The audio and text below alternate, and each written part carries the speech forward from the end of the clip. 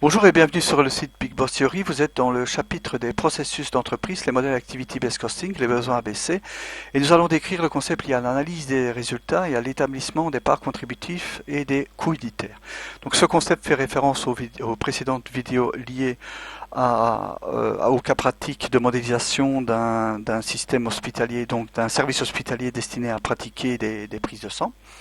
Alors une fois les calculs push effectués, eh bien, ce qui intéresse les analystes, c'est de connaître la notion de part contributif. Et nous voyons ici que les activités de prestation de services ont consommé 75% des coûts salariaux liés au fait que 75% du temps des infirmières concerne la prise de sang, donc les prestations de services liées aux prises de sang.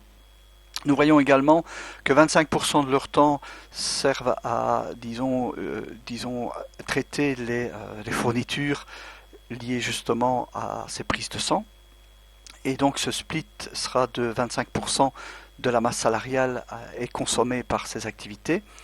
Pour ce qui concerne les amortissements, les activités d'utilisation d'armoire fourniture sera entièrement consommée. Alors la même chose au niveau de la deuxième séquence d'allocation, à savoir le push d'activité vers les objets de coût. Et donc les prestations de service seront consommées par les objets de coût prise de sang normale et prise de sang spéciale au travers d'un split que nous avions, donc les algorithmes sont à reprendre dans les précédentes vidéos, ce qui amène ces coûts répartis de la manière suivante. Alors, ce qui se passe, c'est une fois ces coûts, donc le total des coûts calculés sur les objets de coûts, eh bien on divise par le volume des prestations pour connaître le coût unitaire. Et ce coût unitaire va servir à la fabrication donc de la tarification à établir pour les clients. Mais ce qu'il faut remarquer, c'est que nous avions dit précédemment que les prises de sang spéciales prenaient 3 fois plus de temps que les prises de sang normales.